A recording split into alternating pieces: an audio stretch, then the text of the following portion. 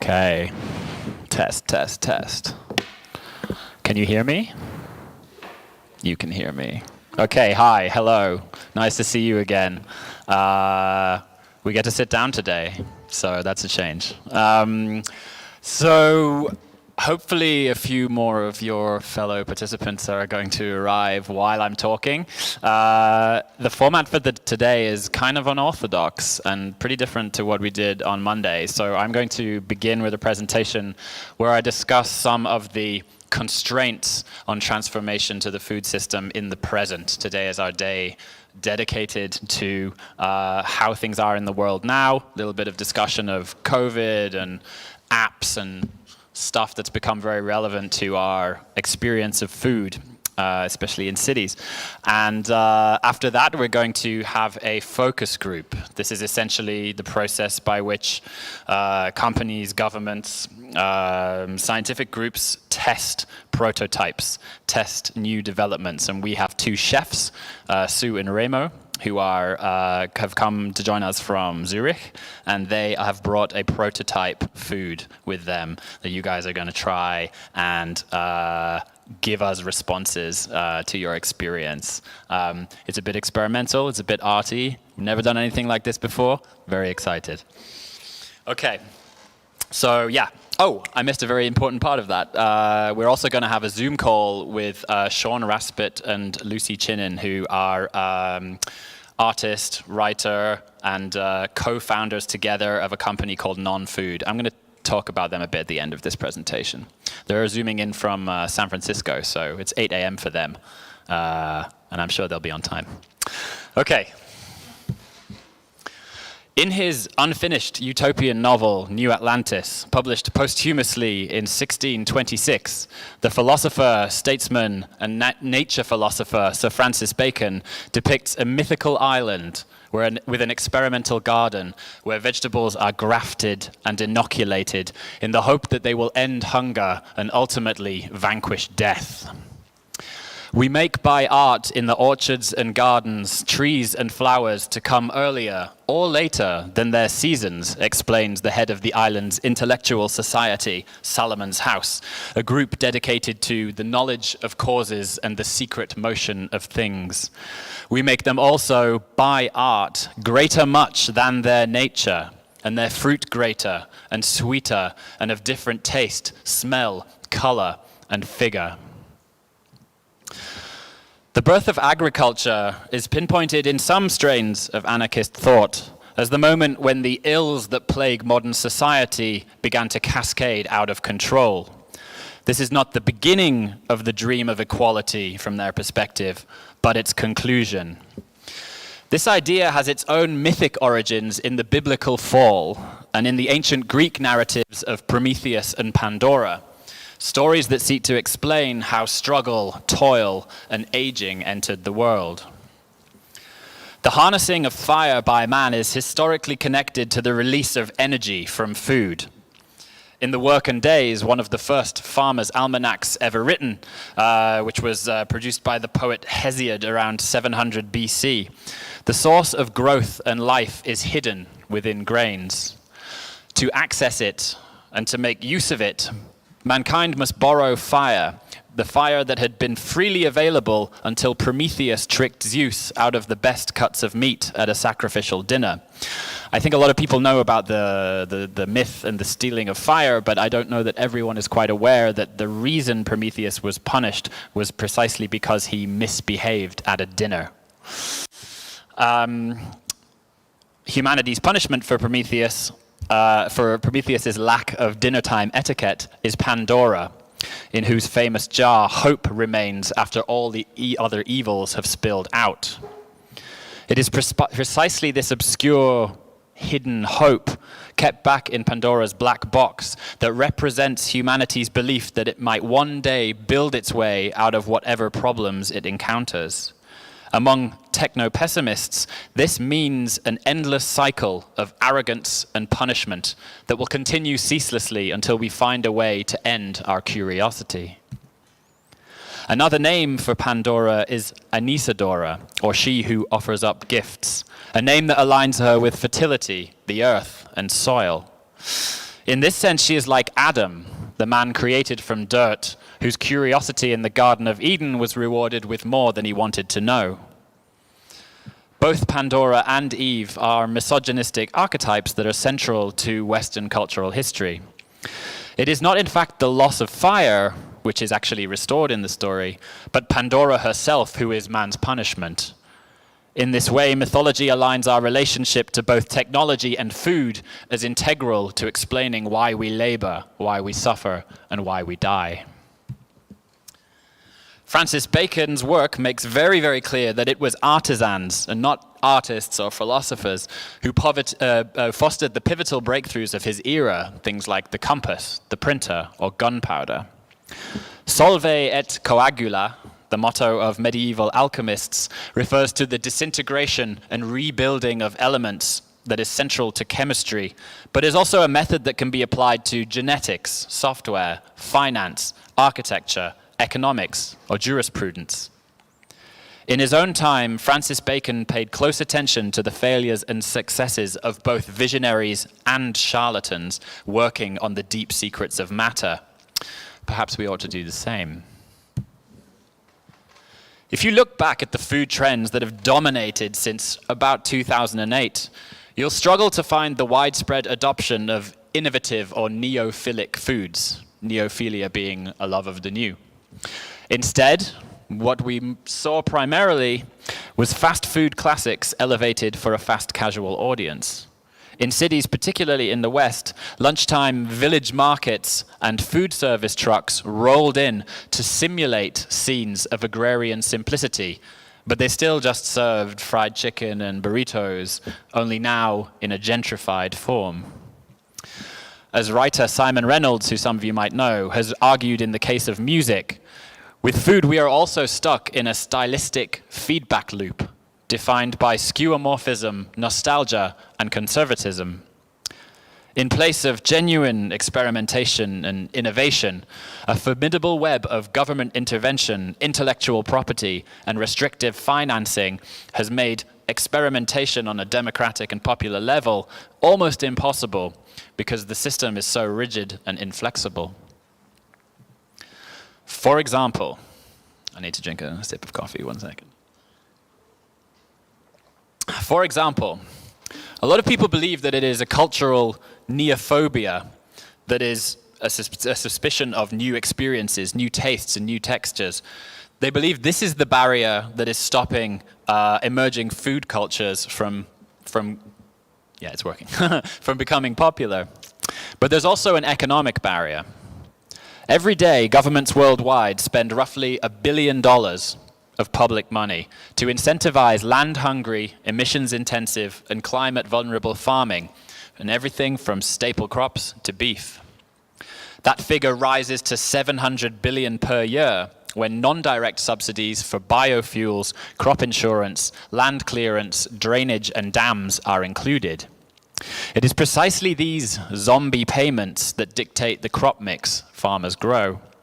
It's not the local terroir, it's not the farmer's skill, it's not even market prices, and it's certainly not a consumer preference or the nutritional value of the food, or the ecological value. A 2019 report by the Food and Land Use Coalition rejected the widespread belief that government subsidies are necessary for food security, concluding that the damage wrought by agriculture exceeded the value of the food produced. The report found no cases in which governments were using financial instruments to support healthy, sustainable food. Instead, what they were doing was creating $12 trillion in costs through damage to the climate, to human health, and to economic development. When the COVID-19 pandemic began in 2020, the US Department of Agriculture set aside $16 billion in emergency aid for farmers who had already begun destroying their crops, compared to just $3 billion, which was earmarked for purchasing fresh produce from those farmers and distributing it to the hungry. As I'm sure you'll remember from that time, various systemic pathologies were rendered visible with unusual clarity, as a small nation's worth of eggs and milk and meat turned rotten, and Moroccan fruit pickers slept in shanty towns outside Almeria without access to even basic health services. While governments failed to act, some things did change. A vast array of delivery and contactless pickup services was deployed, audited, and refined. In order to keep on functioning, the architectural layout of the urban food system was reconfigured, incorporating innovations such as phone-operated food lockers and unidirectional store layouts reminiscent of airport border crossings, themselves in turn a modern echo of the lazarettos of maritime Venice. As the professional lives of middle-class city dwellers were reconstructed in a virtual landscape of Zoom or Teams, a fleet of couriers set off with groceries, medicine, cold drinks, and hot meals on a scale unthinkable just a decade earlier. The episode raised crucial questions about innovation in food, where it happens, who gets to do it, and who benefits from it. As Western governments restrict themselves to fixing market failures and handing out loans from which they refuse to benefit, as of course was famously the case with the Tesla loan in 2010, our conception of what innovation looks like is restricted to metrics like attention, monetization, patent protection, and leadership exit. This may be applicable to the tech world, but when it comes to agriculture and food, it's not exactly appropriate. The 12 months after the pandemic began saw a record number set new records for investment in food tech, though the threat of recession and inflation, of course, has dampened the enthusiasm since then. Perhaps the most unusual development has been virtual restaurants. These are restaurants that exist on your phone and nowhere else. The food is real, of course, but the restaurant is pure media. A portfolio of eye-catching, oversaturated food photography joined with intentionally mimetic identities like OMG, BBQ, lol. I don't know if that one's on the video, but late night, like night delivery, and Phuket, I'm vegan. Unless users dig into the T's and C's, they're unlikely to realize their tacos were prepared at the Indian restaurant down the street, a company that was looking for extra revenue while their customers were stuck at home. Uber Eats claims to have prevented thousands of closures during the pandemic with its virtual restaurant services and delivery-first tools. The use and reappointment of underutilized infrastructure is possible so long as tools and rules for coordination are in place. As an example, schools, offices, sports clubs, and government-owned canteens are just some of the community-scale kitchens which stood completely empty when they could have been feeding people throughout 2020. As the economist Mariana Mazzucato has argued, the challenges of the coming decades will require risk-taking and targeted research and development, and public risk must be compensated with public reward. When a subsidized or loan-backed company succeeds, a proportion of its assets, she has written, should be liquidated and reinvested in blue sky innovation funds, as Germany's new Federal Agency for Disruptive Innovation, Japan's Moonshot R&D, and the UK's Advanced Research and Invention Agency are hoping to do.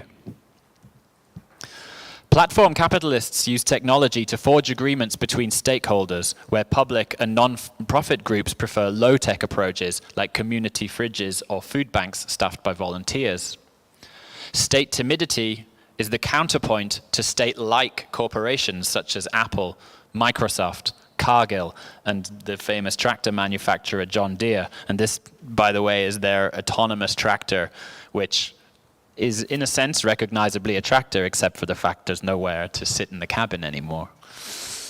These are companies who insist all innovations must be built into their existing operating systems. Tax breaks and public innovation finance is usually directed towards these enormous entities so that they can incorporate new tech, or it's directed towards the startups that are developing that tech, which leaves entirely new companies subject to private bank loans and fighting with aggressive intellectual property laws. This is a recipe for failure. The outcome for gastronomy is yet more of the same. fulfillment centers for food programmed by millennial marketers, leaping on the data Ouroboros that limits chefs to the procedural insertion of patties into buns. And that's the name of a burger chain in London, Patty and Bun. Oh. I was meant to change slide, but I'll do it now. So spare a final thought for Francis Bacon, who died in April 1926 after testing out the idea that a genius way to preserve food might involve packing it in ice. While driving through North London one night in a horse-drawn carriage, he insisted on stopping to acquire a chicken so that he could open the ground, bury it, and test his hypothesis. He actually died just a few days later from pneumonia, induced by his attempt to invent the cold chain 200 years before anybody else thought about it. Much of what we saw on our walking tour yesterday involved mourning the loss of traditions and interrogating the forces that have brought them to an end. Yet throughout the biosphere of which we are a part, whether we like to admit it or not, change is essential in order to survive. While it's completely legitimate to lament the loss of practices from history, we must at the same time ask ourselves, what are the forces that are suppressing novelty, creativity, and invention in the present? One obvious area where this is relevant is the discourse around GMOs, genetically modified organisms. We could spend all day talking about the particular history of this technology, or the technologies that enable gene editing. But the first thing to recognize is that all living organisms, including everyone in this room, is a mutant, distinct from those who preceded them. And I thought about putting up a picture of the X-Men here, but I decided not to do it in the end. The only difference between mutations that occur randomly, constantly in nature, and those produced by humans in laboratories is the likelihood that they will prove useful. Mutations can be good, they can be bad, and they can be neutral. When humans provoke them in plants, they do so to boost resilience against bad weather, to fight disease, to stave off pests, or to boost yields, all of which lowers the need for additional fertilizers and, of course, requires less land. Although less than 1% of farmers officially rears GM crops at the minute, one study found that their adoption between 1996 and 2016 had led to a decline in pesticide use of 37%, increased crop yield by 22%, and improved farmer profits by 68%, primarily in the global south. More coffee. Opposition to genetic modification emerged partly in response to the accelerating number of patents filed in the 90s, 80s, and 1990s after the US Supreme Court approved the patenting of living organisms. The first bacteria capable of breaking down crude oil in 1980 was the subject of that first patent.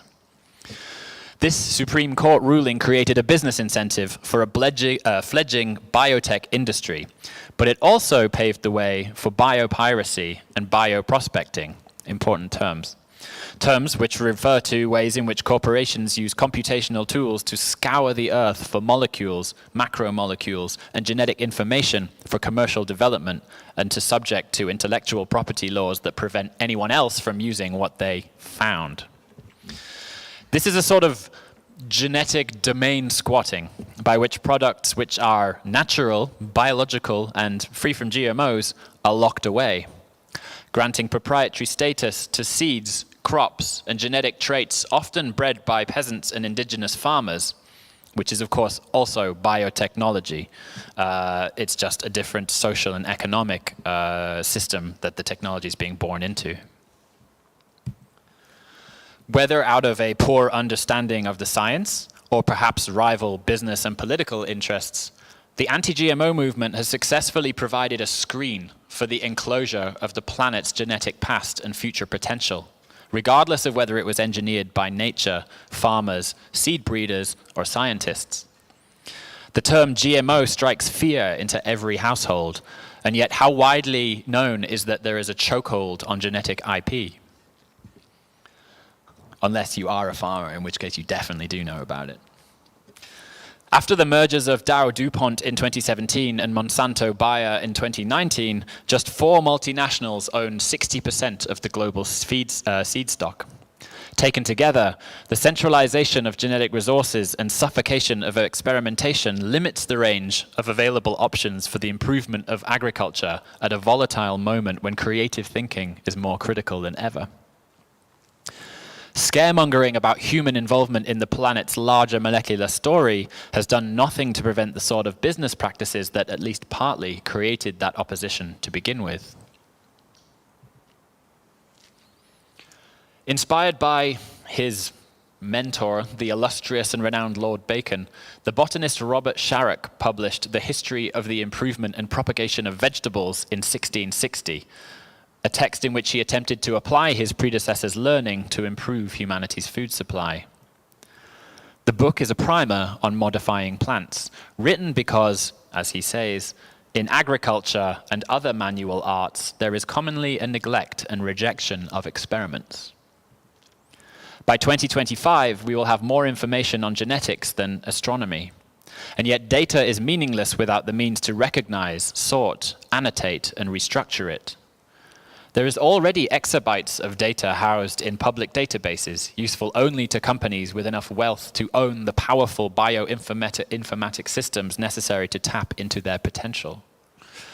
Much as the key technologies of Bacon's era were developed by artisans and merchants, today it is in mining, insurance, defense, seeds, and pharmaceuticals that food system relevant information is being prospected for private profit, while all at the same time, Bacon's academic, philosophical, and artistic contemporaries are sitting outside of that system, either not paying attention or failing to keep up.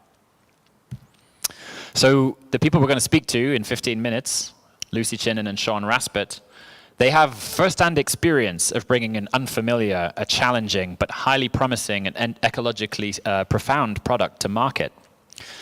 Their company, Nonfood, makes algae bars and a chlorella algae cooking ingredient. They call it non-ingredient. They recently also received a patent for the modification of specific genes within algae species to remove the molecules responsible for flavors consumers generally perceive as negative within algae, and then to increase molecules responsible for more desirable ones.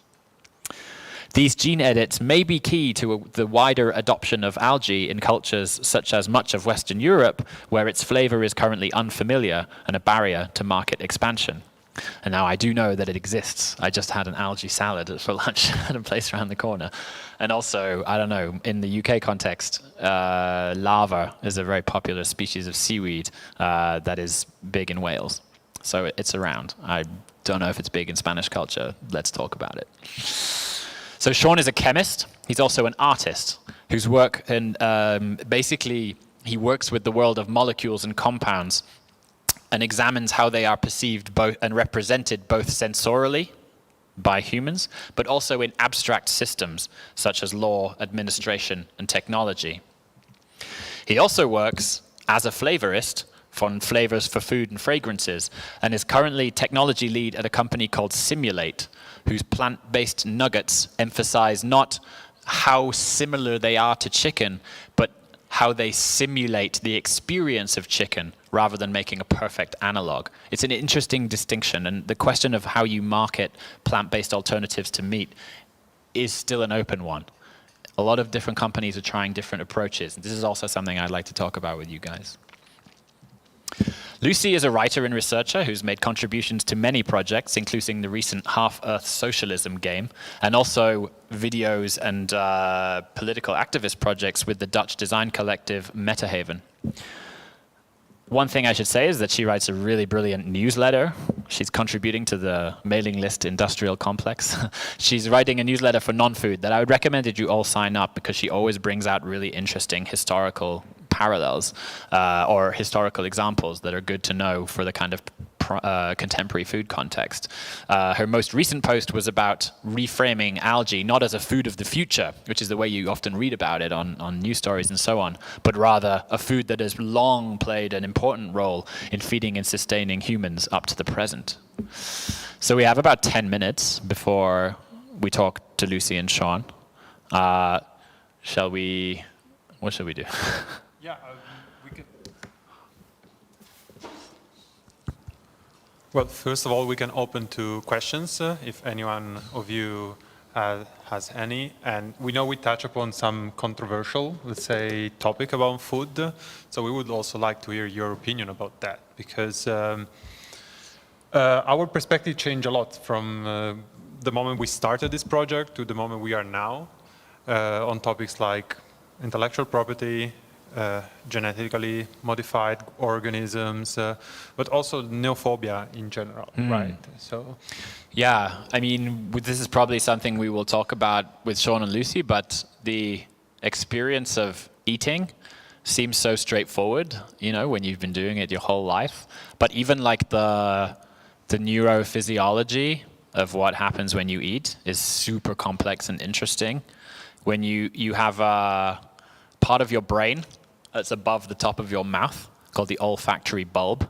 And this is the primary site where signals are sent into your brain as a kind of, you know, in response to the stimuli of the molecules that exist around you. And the interesting thing is your tongue doesn't do that much of the work. Most of taste is actually smell. And the point at which you register it is when you breathe out. So you're chewing, freeing up molecules, and you're breathing out while you're eating. And that kind of breathing out is almost sort of subconscious, you know? It's not something that you register yourself doing consciously. And those signals, they have to go through hippocampus and prefrontal cortex, like all these parts of the brain that are involved with memory, with learning, with, you know, your attachment to images, all sorts of stuff before you're aware of it. So there is no such thing as an objective experience of food. You all have a unique experience of food. That's not to say that a banana for one person isn't a banana to somewhere else, but they can take on extremely different tastes, different flavors. That's the word, not taste, flavors, depending on, you know, were you forced to eat a banana every day when you were a kid? I don't know, whatever. These things really matter. Yeah. Yes, like, and I want just to like underline the importance of the molecular side and how little we explored on that level. Like, we invited a flavorist because our apparatus, so our brain, our factory bulb, and our tongue, it's capable of experience so many flavors. We're talking of millions of flavors, but we only explore very specific flavors, right? You will taste vanilla everywhere, and that's just because it's, you know, you can replicate it very. We love vanilla. We don't want to talk badly about vanillin or vanilla, but it's just to say, like, our biological, physiological apparatus is capable of much more than what we actually get, and we think that most of those constraints in exploring all this new field are cultural, you know, and there is so much that could be done, but at the same time, there's no demand for that. Because we don't want a different recipe for Coca-Cola, right? That's or we just disturbing. We don't want foods that we haven't already seen before or eaten before. It's there's a process for adoption of new foods, but the whole system is against it. Like, the whole system is geared to prevent that from happening. Whether that be subsidies, like I mentioned, or whether that just be marketing. You know, the way that we are constantly bombarded with images of food, and the sort of gustatory system, it begins with sight, you know. Well, I guess we smelled in the market yesterday, but if you see food, you'll already start having a reaction. Of course, companies know this, and there are images of food everywhere, but most of the food you see is simply an image, and there's this mimetic reinforcement of what food is and what it should look like and what a perversion of those things look like. And you get into some interesting politics there with regards not only, you know, the food that you eat, but also how it's produced. You know, people, you know, will have different responses to the autonomous tractor, for example. But even evolution itself, it's an obstacle, right? There is a reason why we are afraid of new things, especially food. Because when we were, you know, exactly, when we were in the jungle and we were, you know, fighting for surviving, new things could kill you.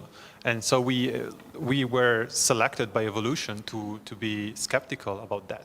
But now we develop social tools, we develop regulations, we develop ways to make novelty safe. But still we retain this skepticism. So I think like, does anyone have anything to say about this? Yes, Candela. Let me give you... If I will manage to get out of this. The stream requires a mic. It resonates in different levels. So the first one is in how vegetarian or vegan products are trying to imitate some of, let's say, meat or animal products. And I mean, I'm not against it or in favor of it. I think there are reasons why this exists in the market.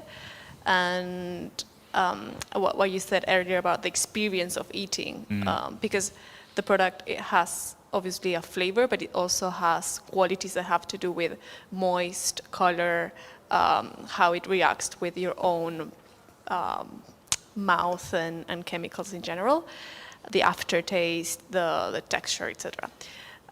Then on another note, I was thinking about the concept of the exotic food or the exotic aisles in the supermarkets, and how in the history, let's say, of each particular culture, that can be more or less integrated according to culture. So in a way, in some populations, some ingredients might be exotic, while as others that have a different migration history can be perfectly incorporated. So there is a larger scope, and within that scope, each person in that culture will identify food to a particular product or a particular set of dishes that others don't. So this idea of the Tex-Mex that is not Mexican, or our Occidental idea of sushi or Japanese food, which is not what you actually eat there, etc., etc. So in a way, this idea of how certain foods are marketed in a certain way that creates some sort of identity that it serves a particular culture, but it might not represent the actual real one, let's say, or the original one.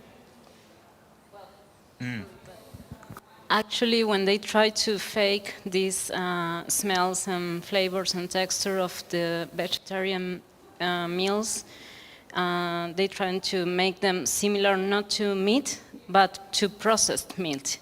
They don't try to, well, mostly, I think, maybe... Because it's easier, right? There are exceptions of it, yeah, but that changed your palate, also, because you are being more... like cuando estás acostumbrado. You're getting, I mean, eating those foods, you're getting more used to processed food. Because your palate is going to look for more flavor or different flavors that they are naturally in the nature.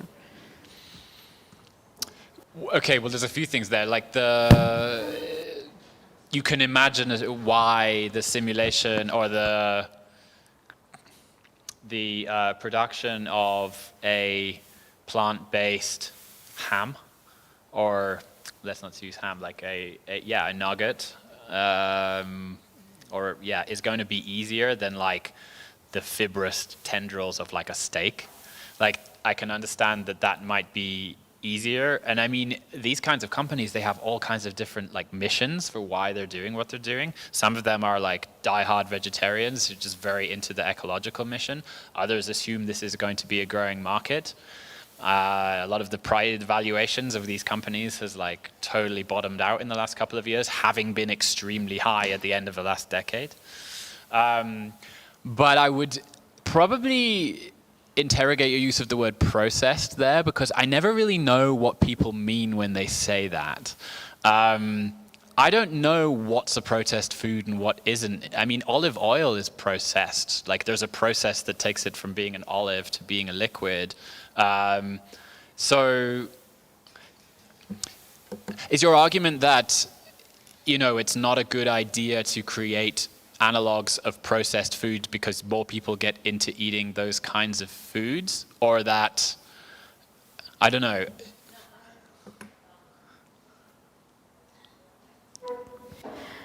I'm not against that kind of food because I eat myself, you know. Sometimes I try to look for an alternative in this way because it's easier for me because I'm used to, you know, meat or anything. But only saying that maybe some of these products are very good, well done, you know, they are very healthy, and some others, they only try to replicate these bombshells of flavors and sugars that bad food exist, you know, that exist in bad food. So processes, by processed, I meant like this kind of food, but there is no food, you know, the kind of that they trying to imitate that is something delicious and very good for you, and the only things they are satisfying is your genes that pray for fat and sugar, you know. It's the power of umami, right? There is this very nice article called the umami theory of value that like brings up like this idea that like umami is the most powerful of the tasters. Like it always wins. Melted cheese, I have to still to find a person that doesn't like melted cheese. So it's like, and like processed meat, a burger, it's 99% umami, right? So they are just going for that because the market demands that, because I don't know if we are like neurologically wired for umami somehow, or maybe here in the West, maybe in some other parts of the world, they don't like umami as much as we do. So I really suggest you to read this article that explored like the cultural effect of umami. But I see what you're saying. Like, I just have a point about that, the power of what Andrea is describing, which is that, of course, you don't just register flavor in your brain, you register it in your gut, where there are also neurons, right? We hear a lot about the gut-brain axis, but a lot of the neuromodulators that are necessary for brain function and for neuronal function are created, you know, secreted in the lower part of your body. And so you have this situation where, you know, you could be entering like a dopamine cycle, which is the thing of like, I want more, you know, I want more of this. But it, again, is kind of subconscious. It's kind of below you even knowing that it's happening, not least because it's happening, you know, in other parts of your body. And I mean, sugar craving and dopamine is like intensely linked, and as someone who's like weirdly as an adult developed like a sugar habit, which I just didn't have as a kid, I've kind of done it the wrong way around. It's extremely powerful and very, very hard to stop, you know. I mean, for me it's pastries, but you know, whatever your poison is. Cool. I'm going to put on Zoom in case these guys are here, but did anyone else in the short term want to say anything? Let's mic it up.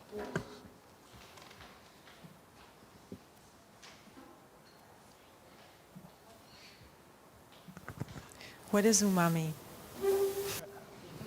umami, you have sweet, sour, like this, the classic 5. Was it 4? Because well, I wouldn't call it new because probably we were able to, you know, feel it for a long time. But we just recently realized that there is one more flavor other than there is one more flavor other than, you know, sour, bitter, sweet, and that flavor is called umami, which is usually associated with the meat, meaty, cheesy, that kind of flavor. It's described as it's defined as umami. Another question I have. When you were talking about the evolution of food, and I think the use of changes and stuff, that you guys changed your mind from the beginning when you started and where you are now. How did you change your mind? I can't see you, bro. I can't see you. Huh? Well,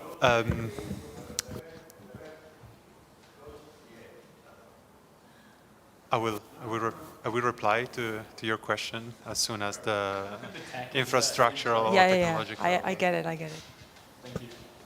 So, well, like I will also answer personally because, like, I'm Italian. I literally grew up with Italy in the same region. I was born in the same year, so I was very much part of that culture just because I was soaking in it, right? So, GMO was evil, but just because of that's what you hear.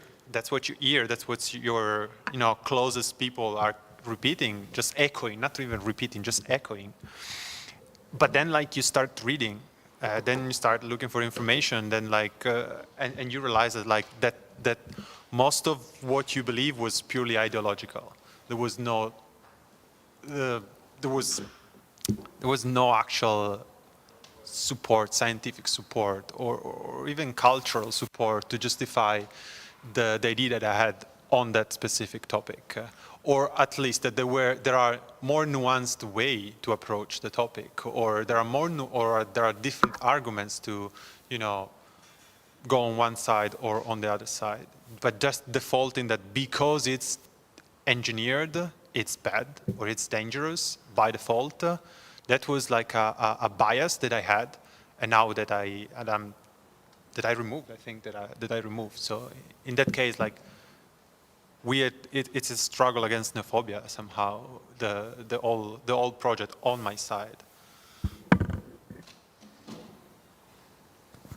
I missed what you said there. So when In which way the almanac changed you? Oh wow. I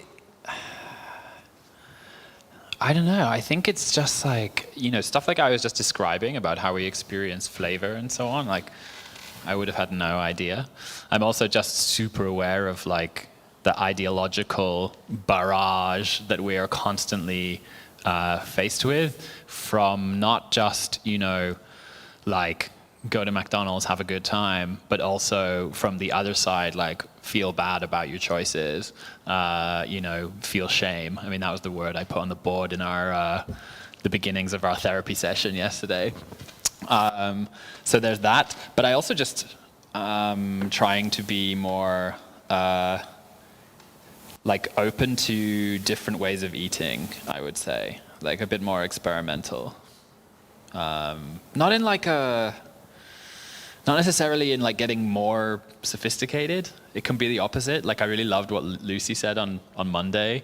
What Rachel said on Monday, which was like, not every meal needs to be spectacular, Like it's okay if you just, you didn't make the best selection, or you like just make yourself I'm going to say cheese toasty, but I love cheese toasty, so I'm not going to use that as a banal example. Okay, we have Lucy, and we have Sean, I think.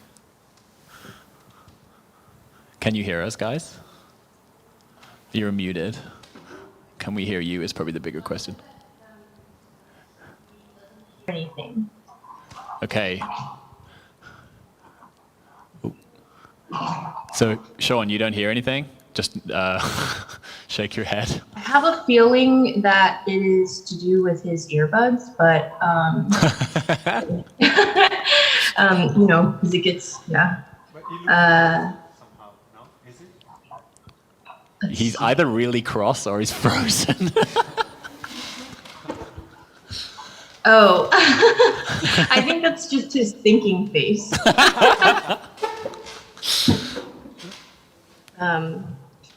I told him to try no earbuds.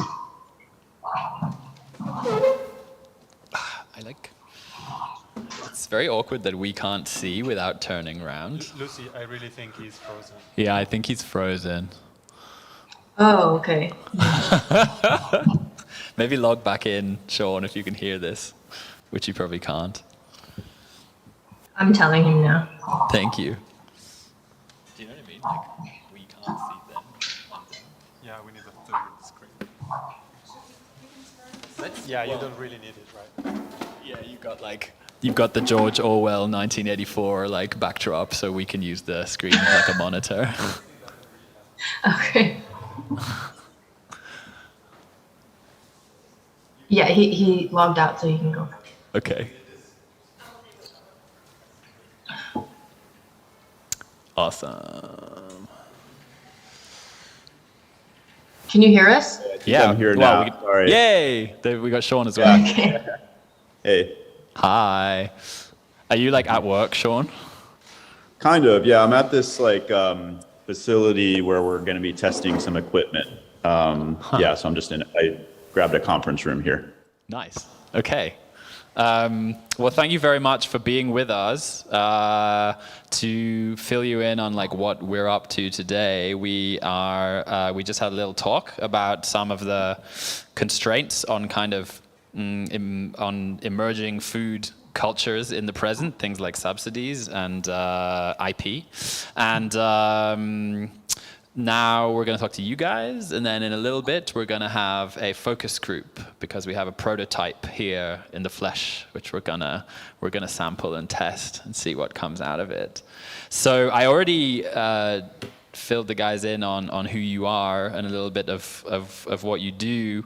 So maybe we could start really at a foundational question, which I think I go around talking about algae as if everybody knows that it's like this miraculous, presence in our biological cosmos. But like, why algae? Could you just tell us like what's interesting about it, and what some of the possibilities might be for its, for its use in the food system?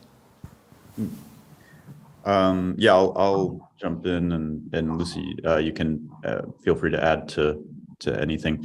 Basically a short answer is that it's the most kind of resource efficient organism that can produce food that we've been able to find in research, and that, from the kind of scientific research that we've seen, that has been described.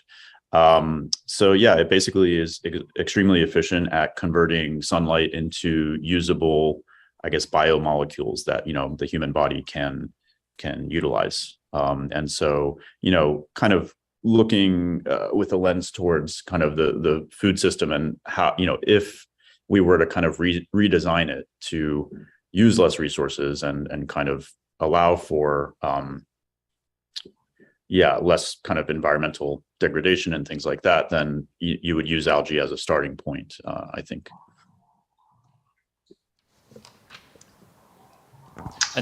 I guess my answer is, I guess my answer is that like after we kind of arrived upon that, then it was, of course there's like so much historical, fictional, and cultural kind of information there to like kind of unpack. And so I think that we've done that throughout since 2016.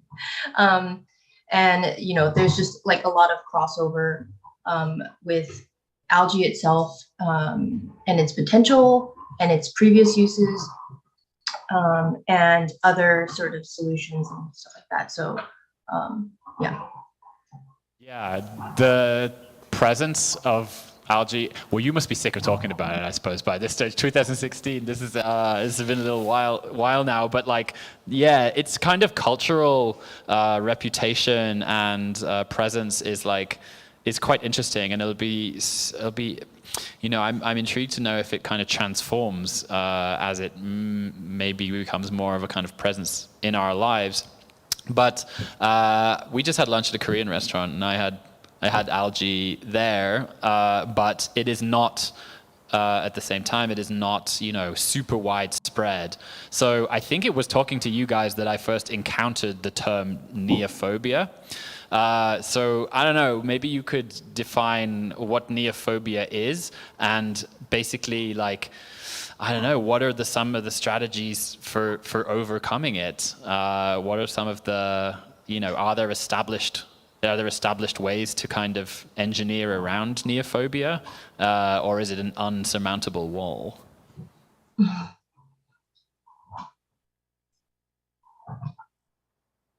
Oh, Sean, you're muted.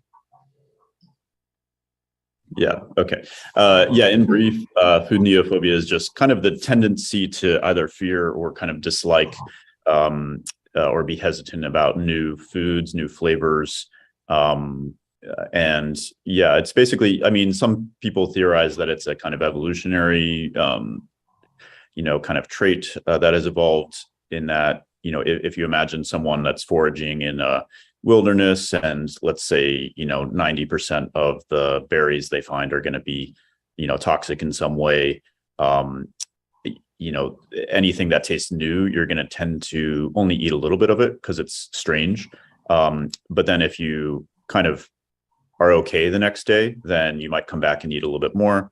And then after that, you might come back and eat, even more. And then eventually it might become a kind of staple if it's, as long as it's not, not causing any problems for your system. So yeah, that's kind of like the idea of how it evolved and why it is such a thing. And so, yeah, the way around it, one way is exposure. Yeah, it's basically, when there's a new food, they say people have to try a new flavor profile or a new food about 10 times before they know if they like it or not. So, whereas, most people, they'll try something once and they'll say, oh, okay, I don't like this, I'll never have it again.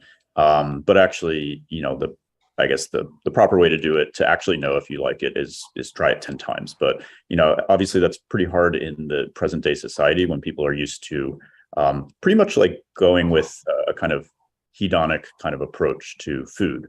So, they either like it or they don't. But it used to be, I think, quite different back in, a pre-modern time. I would assume, people probably ate a lot more variety of things just to try to find sustenance. So, yeah, so it's a bit difficult in the present, but I think the way to work around it is just like exposure, basically.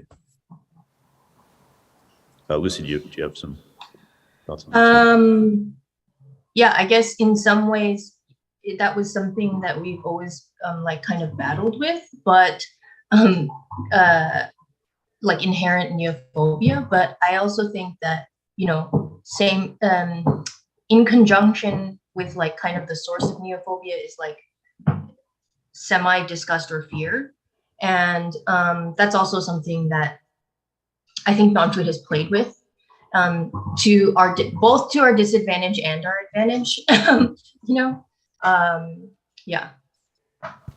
I mean, your relationship to flavor is extremely interesting, in that you are playing with like negation and like, the reduction of flavor in a sense, like flavors that exist in, for example, the one flavor algae association a lot of people have is spirulina, because it's this thing you're constantly told is extremely good for you. But I remember buying a bag a couple of years ago and a friend saying, I'm going to come to your flat in 2 years and that bag's still going to be there. You're not going to get through it. But like, well, first of all, were they right? No comment. Yeah, I think they probably were. But I don't actually, because as I think we've discussed before, I've never actually managed to try a non-food bar here in Europe. But I mean, how do you flavor it? What was the process of developing flavors, and I think you did different editions, right? Like it changed over time, and maybe also you could talk about the patent, the most recent update, and how that, how different sort of molecules like are kind of coaxed into existence, or at least being registered by humans. Like what's the advantages of the patent? I guess maybe I can talk a little bit about the flavor aspects and kind of process, and then you can talk about the patent. Sure. Okay. So we didn't have like any sort of solid distribution in Europe. So that's why a lot of interested people were in Europe. So that was unfortunate. We should have launched in Europe. Yeah. So, we had I think we had 4 versions, and for each version, there was like maybe we did a run of like 2,000. Yeah. And so each version kind of was influenced by the feedback we got from the previous version. And that was something that it was kind of like, it was changing with the response that we got, and also our response to the response that we got, how we wanted to react to that response. And I guess in that way, it was sort of unique because, well, a lot of people say, traditionally you do like taste testing, in this closed environment. And I guess I remember someone at kind of like a tasting conference type of scenario, asking if we did like a taste testing and stuff like that. And I guess like, because it's we're at such a like smaller scale that I felt like the way of like selling each version was kind of a different taste testing, in that would you actually pay money to eat it, rather than it's sitting right in front of you, what do you think in this blank room? So because there's a really big difference of like if someone would pay money, whether if it was like $5 or whatever, but anyway, so each version kind of like, well, one thing that we struggled with was that we started to find out that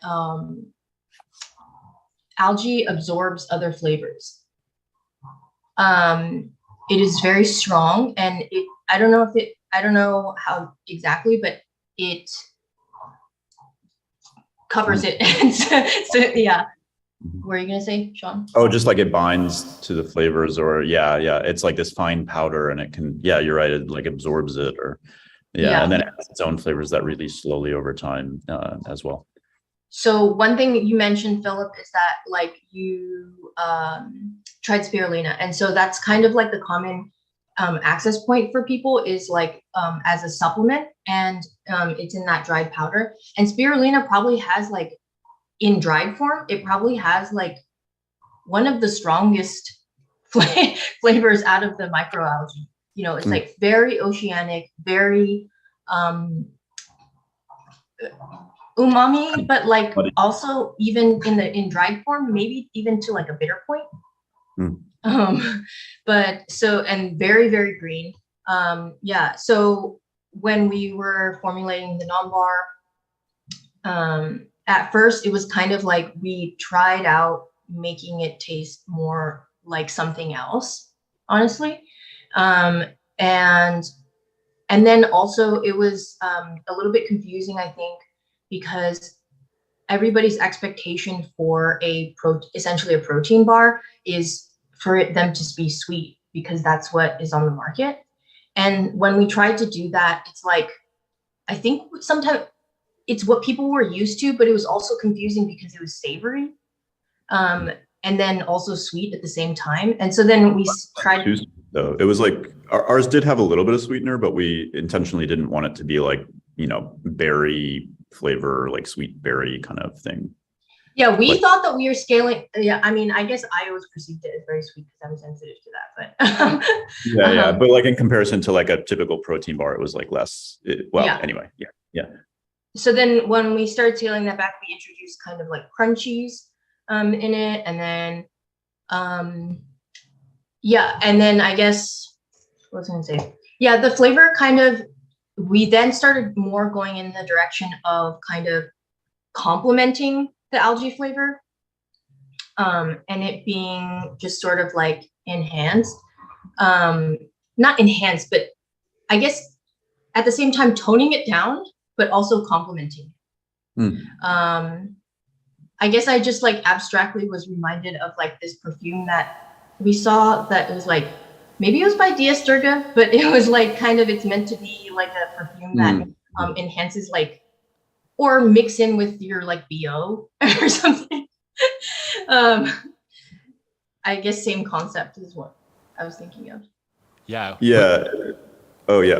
To just go on that, we didn't want it to be an identifiable flavor. Like I think at the time I was interested in what I would call abstract flavors, which is just basically like, most flavors at least in the US especially, are like mimetic, like they're trying to replicate something outside of the product, and outside of the flavor materials themselves, so you'll have a strawberry flavor that's added to a soda, but there's no, like nothing in the soda touched a strawberry, like it's made through other means, through just the same chemical, ingredients that, are found in a strawberry, but just produced differently and then added in. But, if you can do that, then you can also just make anything, it doesn't have to be a strawberry, if you're using the chemical ingredients.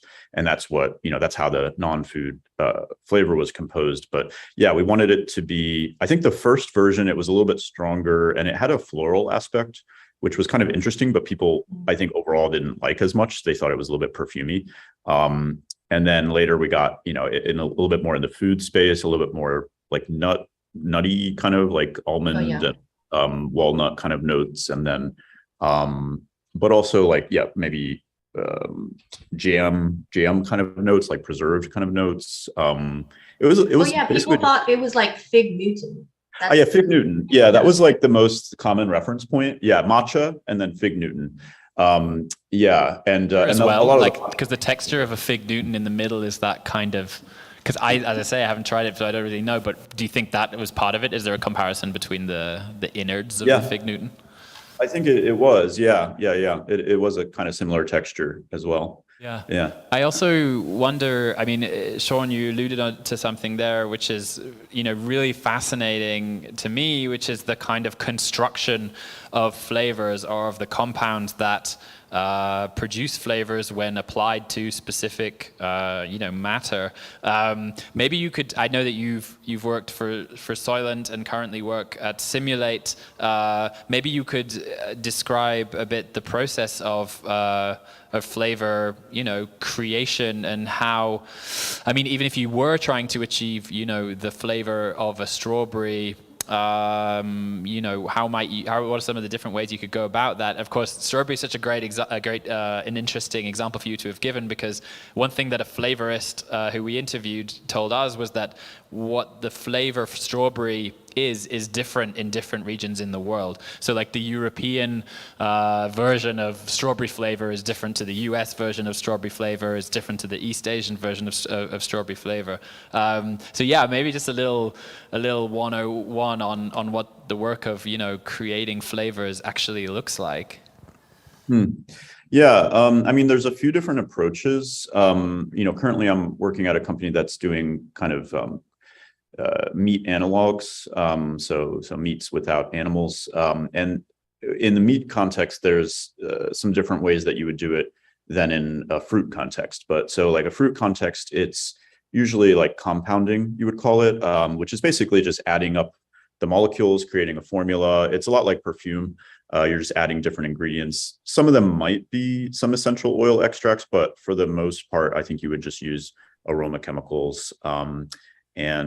So probably in the US, I would assume you use more furaniol, which is kind of like this cotton candy note that's found in strawberry. And I would assume in other parts of the world, there's probably more green aspects, like this kind of cut grass note.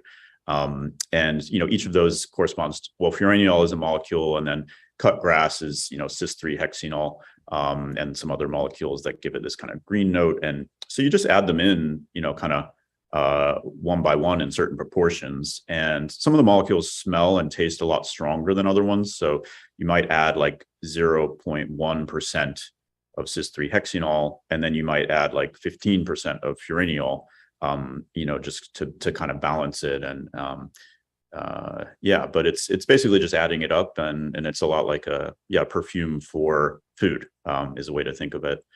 In the meat context, it's a little bit different. You can do compounding, but most meat flavors, for example, are a result of what they call Maillard reactions, which is when a reducing sugar reacts with an amino acid that's found in a protein, and then it's under heated conditions, it produces all sorts of this kind of chemical cascade of complexity. And so it's a super complex type of flavor profile.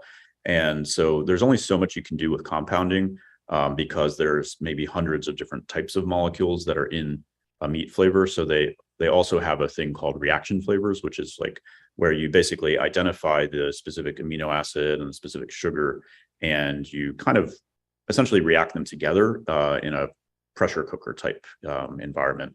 And that produces those same chemical reactions that you would find in the meat itself. And then you have this kind of liquid, this substance that's isolated that you can then add into, let's say, a plant-based meat or a meat that doesn't have animal in it. But you might probably find so reaction flavors are harder to control. So if you really want this one, what they call a top note, then you might still add in some compounded flavors, like to give this like eggy, sulfury note or something, or a kind of bacon note or something.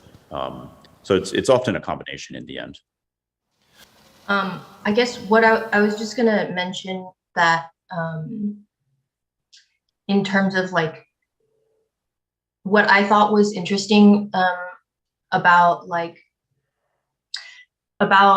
kind of the different flavor, the different representations of certain flavors that exist, that over the years, that what I've learned is that a lot of the single molecule kind of flavor compositions, to me, when I've tried them, they register to me as candy. And so I guess it made me realize that a lot of candy is is just like one molecule kind of representation of the thing. Like banana, grape is Concord grape, right? Yeah, it's that methylanthranoate, which is only in Concord grapes, not in other grapes. Yeah. Yeah, which I think that also, like, I guess if I think about it, that's one thing that I think is very differently flavored across countries is, grape is Concord grape here, but I feel like in Japanese candy, it's like a white grape. Yeah, that makes sense. I mean, Concord is like, I think, native to the US. There's just different varieties across the world. Yeah.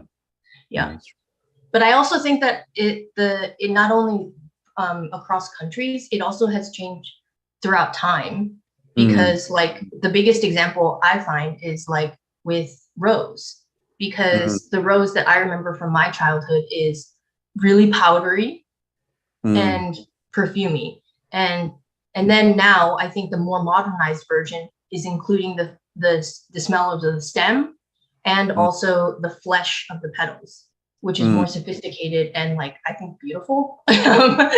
But yeah, that's true. And that your point about candy is a good one, because it's like, I think candy is like halfway abstract. Like, so even though a lot of products are in a kind of mimetic vein in the US and probably throughout the world, like they're referencing something. They're not just like, oh, this is abstract cis-3-hexenol benzaldehyde mixture or whatever.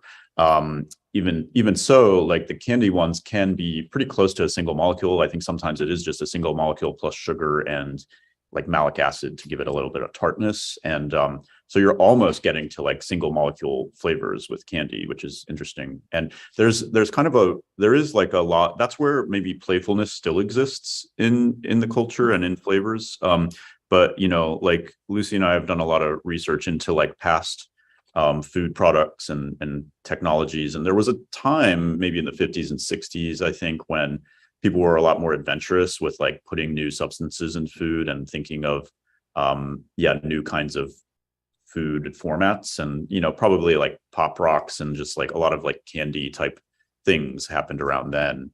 And also like one of my favorites is blue raspberry, which is like, just, it's great. It's just not, I think that molecule is not really that well represented in raspberry. They just use isobutylformate, but they just have this molecule that they use. It's pretty much the blue raspberry molecule. And then they have the blue color, which the story is that, they had maybe like 5 kinds of red, but one of them, the one that they used for raspberry, they had one for cherry, one for strawberry, etc. But the one that they used for raspberry, maybe the FDA found out that it was like a possible carcinogen, so they had to discontinue it. I don't know if it was carcinogen or something, there's some issue. And so they had to discontinue it. And then maybe the manufacturers were just like, all right, well, let's just use blue instead. And now it's blue raspberry, and, everybody embraced it. And, I think it would happen.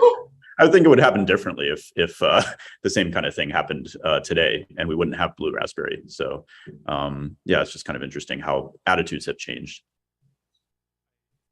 would like to add something on this. There was a moment in history where we were more experimental with. There was a moment in history where we were more experimental with flavors, and you mentioned this hedonic paradigm of flavor, where now we just decide whether this is for me or this is not for me, right? I'm trying to make a connection with the first day with the historian Rachel Loden, so bear with me for a moment. So she introduced the concept of the paradox of choice after giving us this nice excursus from the institutional model of restoration, which basically all the city, all the community was working in order to make sure that the king was properly fed, to the restaurant model of restoration, where everyone is king, and then you go to the restaurant and you have this beautiful experience as a king. And my question after what you said is you would expect that because we now are all king, we would just demand this orgy of flavor, not just one. We would have as many flavors as possible, but we don't. So I guess my question is how do we get less boring kings at our table, right? Yeah, that's very interesting. Yeah, it's as if we've kind of become more, we've kind of acted as a king by exiling a lot of the flavors rather than expanding our kingdom or something. That's interesting. Well, go ahead. Even that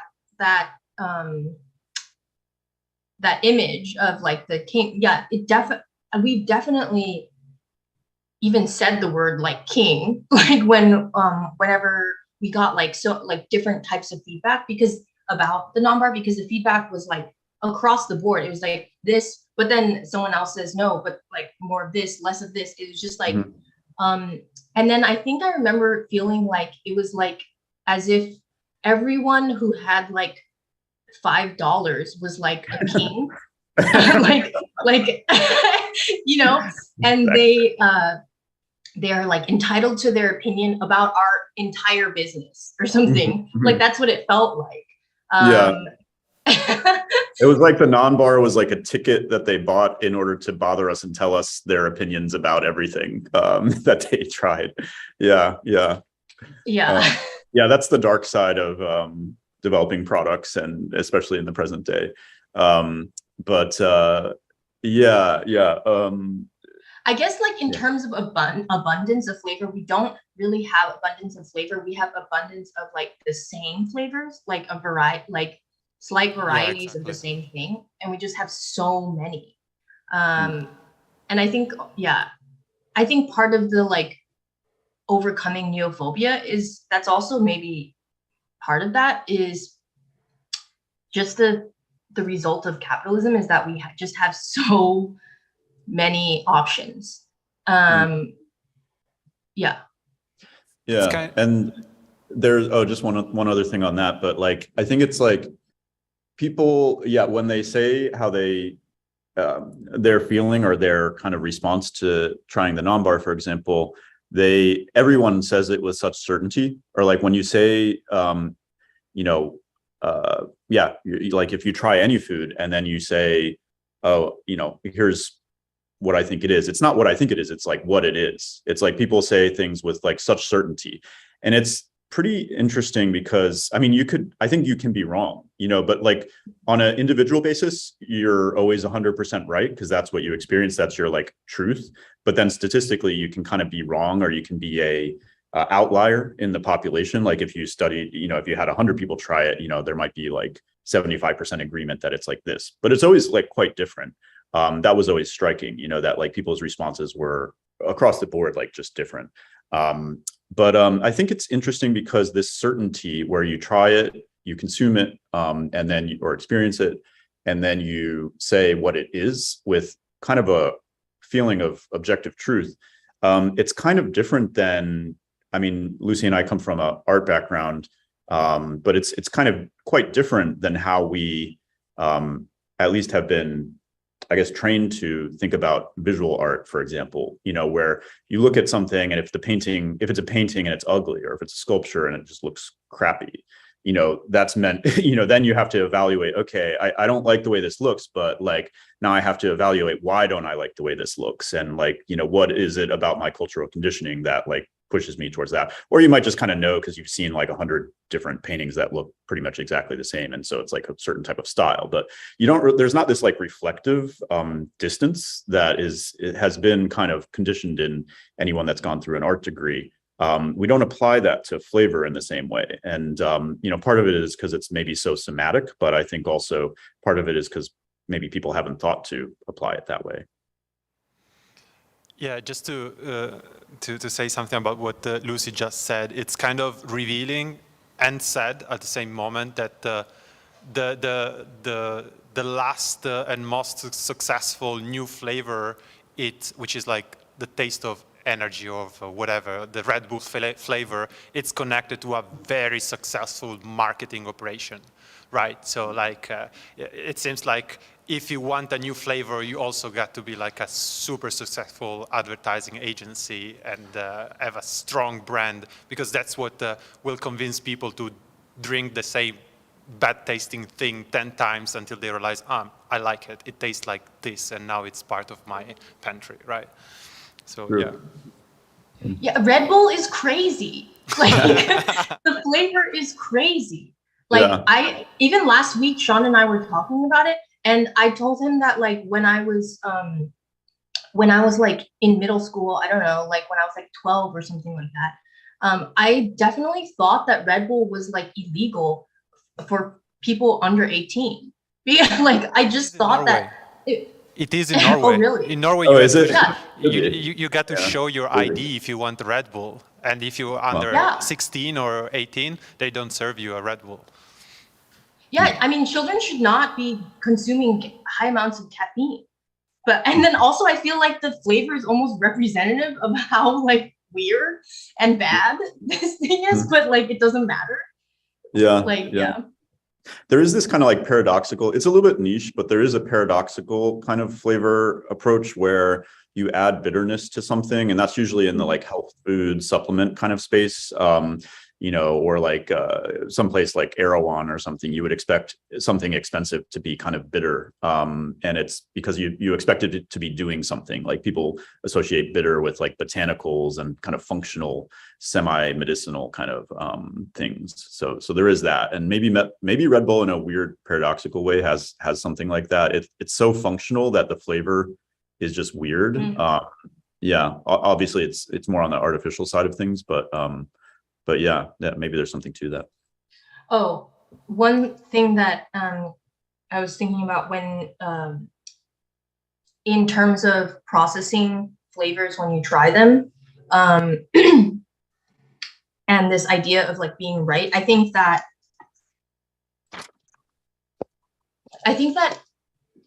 the being right thing comes from because you are experiencing something, not outside of you, but inside of you.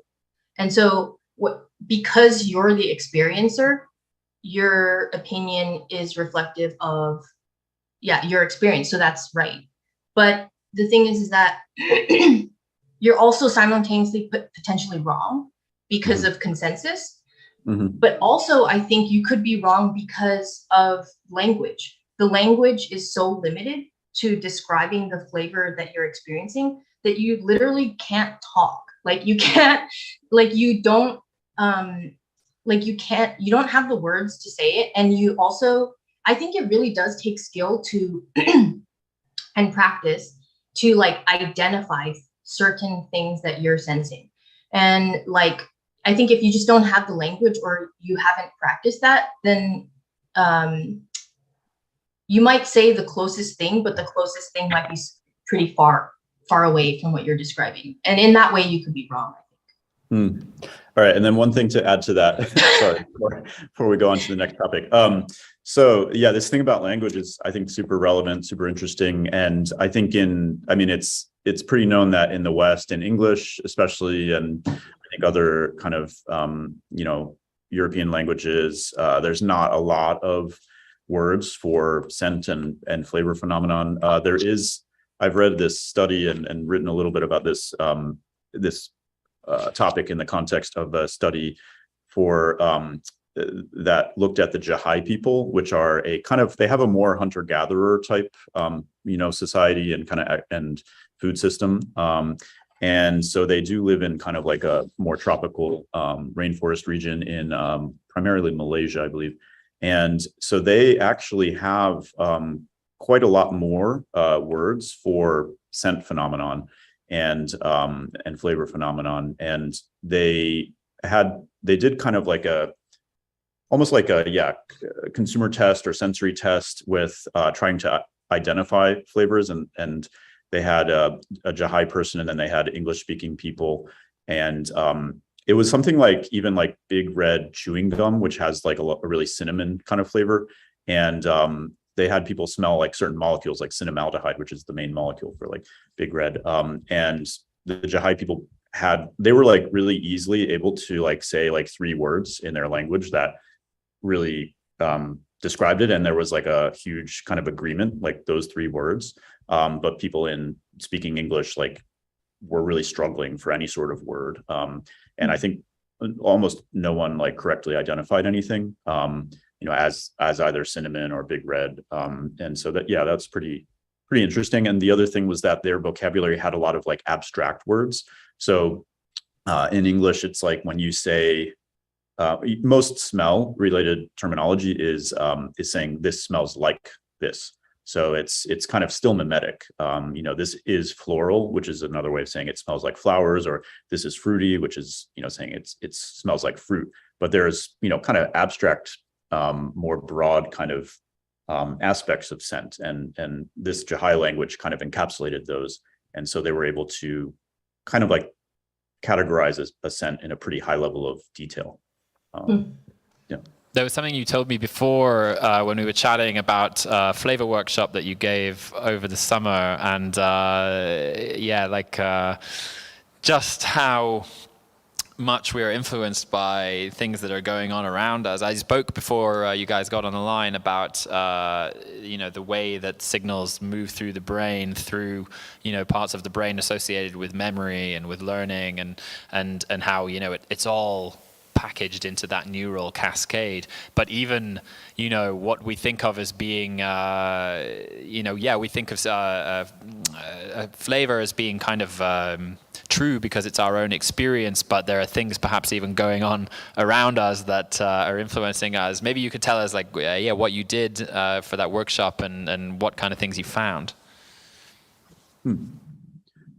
Yeah, in terms of the fragrances, everything was a mix of molecules that had similar structures. So they're kind of like building blocks for fragrance. So I'll just talk about like the fragrance building blocks, and then Lucy, maybe you can talk about the workshop itself if you want.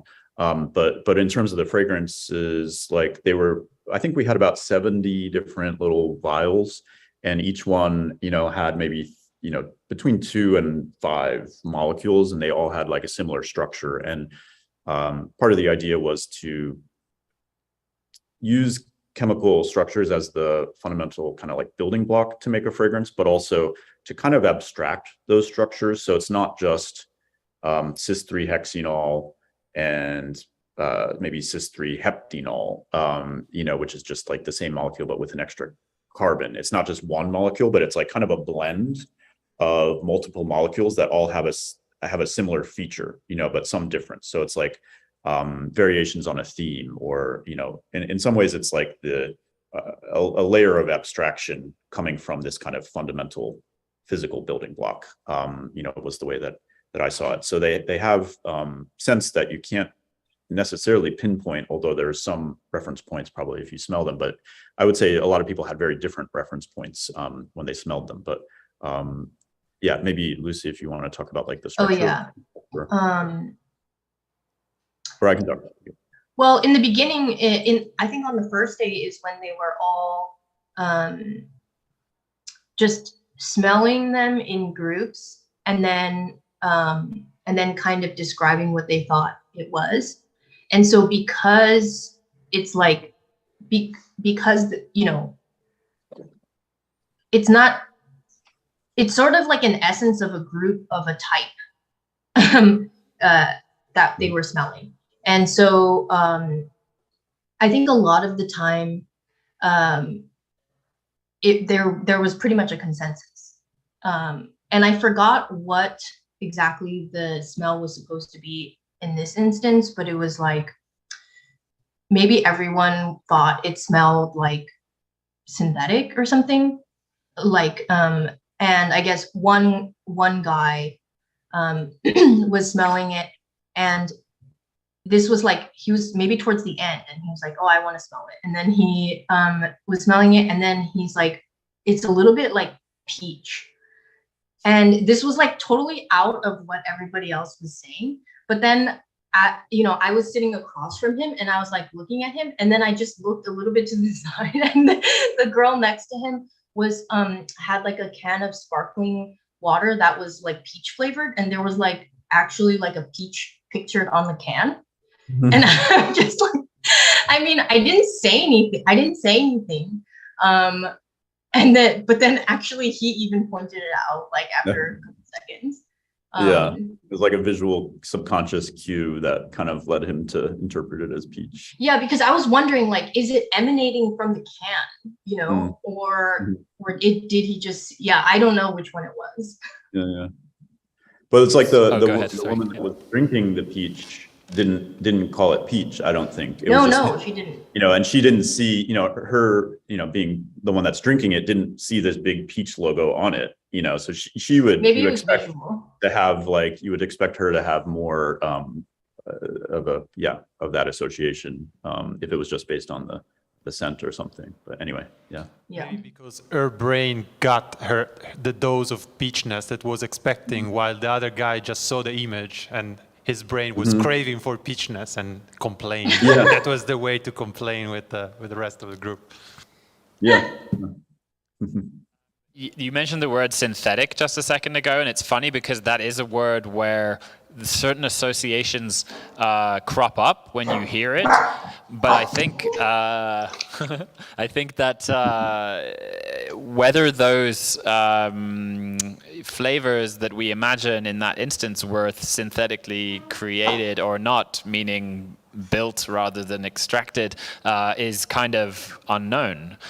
So one of the things that I love, and I hope it's coming clear to everyone here, that when it comes to chemistry and flavor science, these terms, natural and artificial, they kind of lose meaning.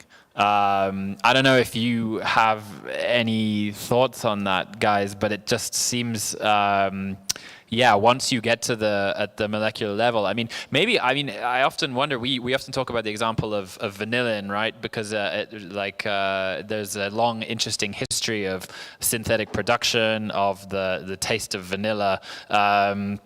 And it can be extracted, or it can be, created naturally or artificially. It could be from wood pulp, or it could be from the vanilla plant, or it could be from petroleum, right? Like a fossil fuel precursor. So I don't know. Yeah, maybe how does this kind of, what does a chemist, what does a flavorist make of the questions of natural versus artificial? Is it something that only exists in a regulatory framework, or does it actually have a serious kind of meaning?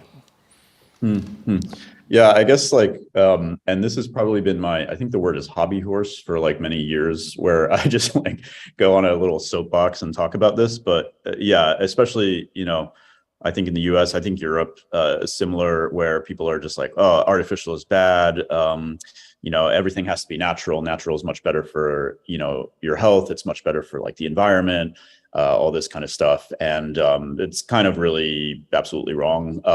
But to go into some detail, with the idea of vanillin, so like you could get that from a, vanilla bean, which are grown in, I think, Madagascar primarily. And it's not exactly a sustainable, kind of harvesting or it's if you imagine the amount of vanillin that you get from a vanilla bean, it's a very small percent. You know, it's like you have to harvest a large amount of vanilla beans. You actually have to hand pollinate the plant, and that's a whole other thing. But you have to do quite a lot in order to get a very small amount of vanillin molecule, which is one of the primary molecules that gives vanilla its flavor. Whereas if you were to make that from wood pulp, but even petroleum, you are using a lot less, because you're just taking the precursor molecule from a complex mixture in the case of petroleum. So crude oil is it's not just gasoline, it's a whole huge complex mixture of different carbon-based molecule structures. And so within that, as you fractionate it and purify it, you can come up with like the precursors for a lot of things, everything from artificial dyes to pharmaceuticals to definitely flavors, plastics, many things. And then the lightest stuff is usually the fuels, like gasoline and things like that. So yeah, the most sustainable way, it's very maybe counterintuitive or paradoxical, but the most sustainable way to produce vanillin, the molecule vanillin, is to use crude oil as a precursor. And then you extract probably toluene, which is has a similar structure to vanillin, and then you do a few different chemical reactions, and then you have vanillin, and then you can use that in food, and it tastes like vanilla. If you were to do the same thing and extract it from vanilla beans, well, you're using crude oil to run the machines and the equipment and all the harvesting, that's going into it. Then you're shipping it across the world. You're probably using thousands of times more oil to make the same exact molecule on a kilogram basis. So the CO2 emissions are astronomically higher to make the natural version of that molecule. And so that's like kind of a hobby horse I've been beating for a long time, I guess. But in addition, I think it precludes or it closes off certain types of flavors or certain more experimental approaches to flavor if everything has to be natural. And there are certain molecules that are only produced synthetically. Like you couldn't find ethyl vanillin, which is like vanilla, but it has an extra carbon atom, and it kind of smells. It's about 2.5 times as strong, as potent. Ethyl vanillin, doesn't occur in nature. So that's just one example, but there's lots of molecules that actually don't occur in nature. And they're just different colors for your palate, so you wouldn't be able to use them if you only made natural flavors. I mean, And Lucy, one of my hobby horses is the question of why, when we see a termite mound or an ant colony, like we don't call it architecture, or when we see the kind of swarm intelligence or intelligence within, or there are algorithms and there are dopamine cycles within ant colonies that are controlling behavior, and yet we don't kind of so often make the allusion with the things that we're doing, because when we do it, it's like synthetic and artificial, but when they do it, it's natural. And actually, Lucy brought to my attention a totally fascinating case study of this the other day that also, I think, kind of interestingly complicates the question of natural and artificial when it comes to food and agriculture. Sorry to put you in the spot, but would you mind telling the group what you told me the other day? Yeah. So actually, when I was thinking about this again, I was thinking that so is the prompt of the workshop kind of the overall week to kind of come up with like a different food system or process or?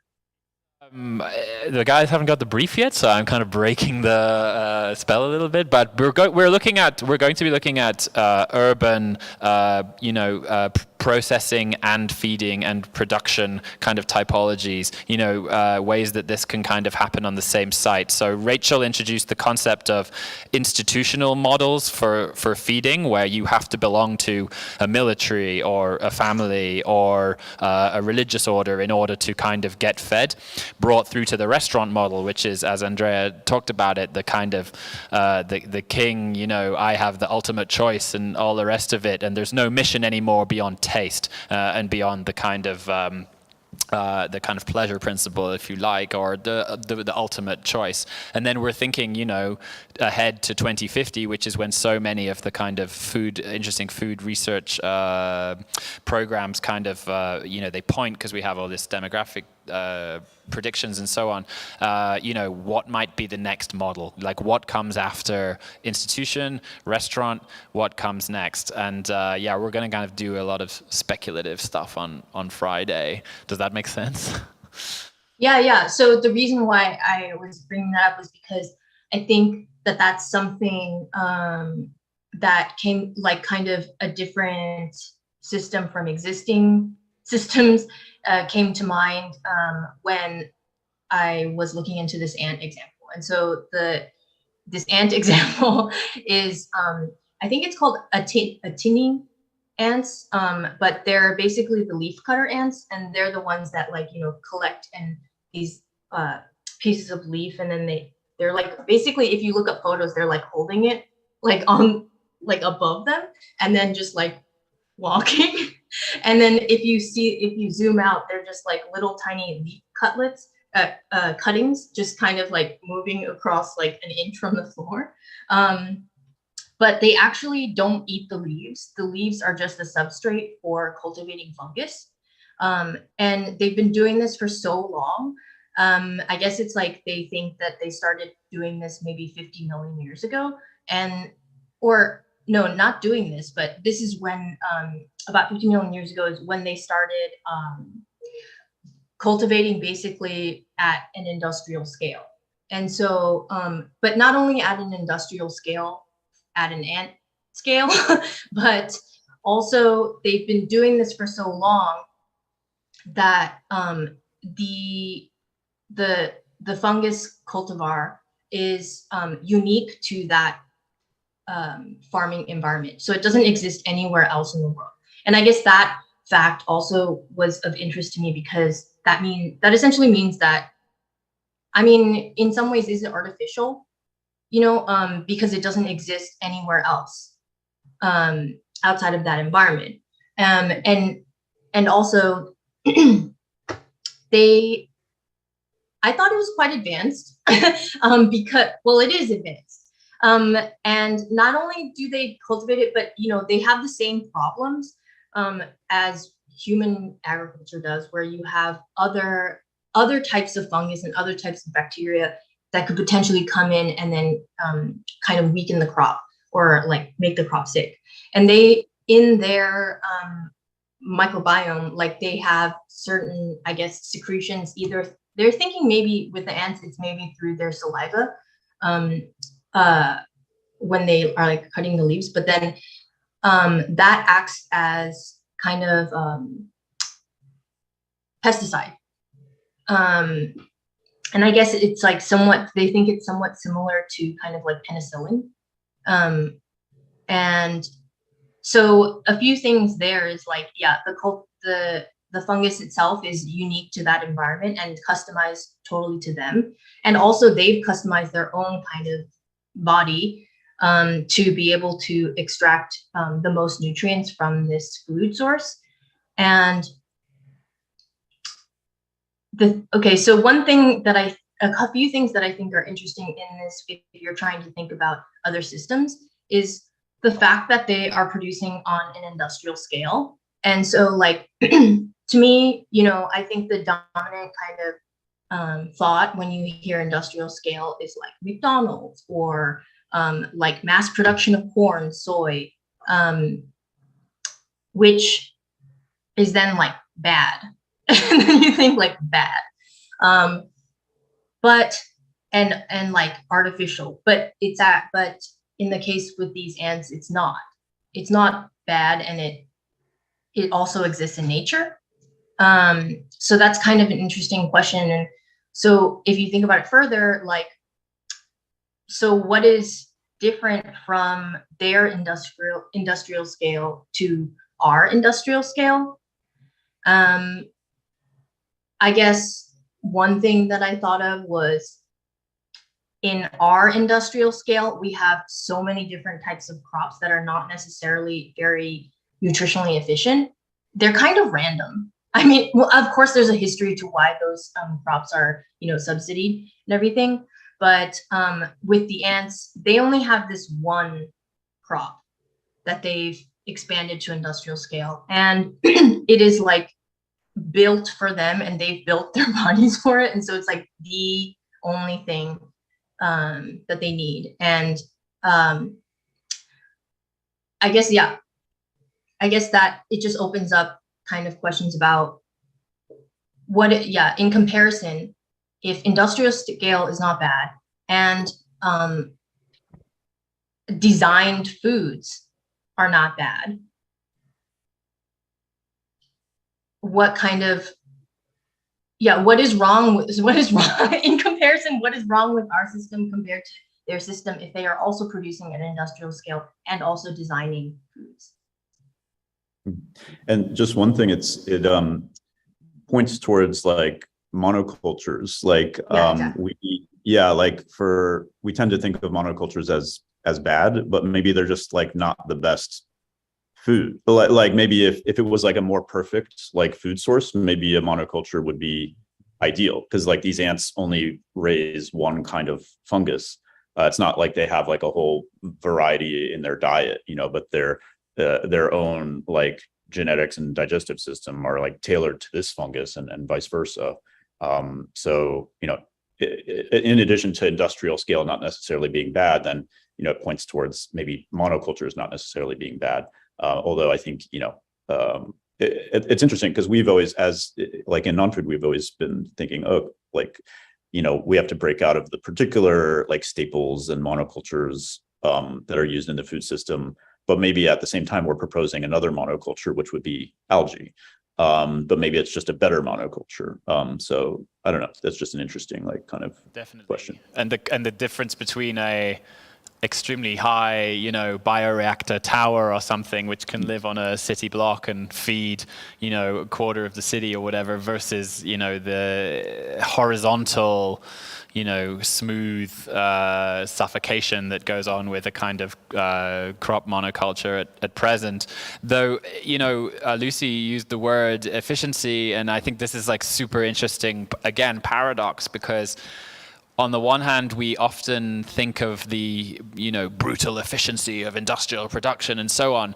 But actually, when you compare the kind of, loops and systems within nature, they're actually much, much more efficient. So perhaps the question is really one of, can we be more efficient rather than less, which almost is something you kind of have an instinctive rejection of, I would say. Like for a lot of people, it's like this kind of, it's in the culture that we should be suspicious of efficiency. I'm aware that we only have like 10, 15 minutes left, and I definitely I can keep asking questions, but I would also love if someone in the room had one. Does anyone have anything? Okay, we have. My handsome assistant here is going to hand out the mic to the group. Hi. Is it on? Hi? Okay. So I have like a train of thought that will end up in a question, I hope, but this is the train of thought. So when I had COVID last year, I lost my sense of smell and my sense of taste. So I was desperate to have my smell back, and I watched a video in YouTube that explained the 6, let's say, broad, I would say, ingredients or aspects of smell or scent, which were obviously, Sean, you must know more than me about this, but how the ground, how minty a smell is, floral, citrus, and also burnt and rotten. So every smell, in a way, is combining these 6 components in a different proportion, and that results in a particular smell. And if we have to do the analog to food, my first impression would be, okay, those are the 5 senses. It's sweet, salty, bitter, acid, and umami. But then there's a component of whether that's cooked, whether that is fatty. So there is a more physical aspect to it. There is the texture, or even the nutritional aspect, how it performs in different, let's say, combinations or even temperatures. So maybe, and then you mentioned some, at some point, nuts, cut grass, fruit, citrus, cinnamon. So they were particular, let's say, flavor profiles that I am guessing that is the combination of all this.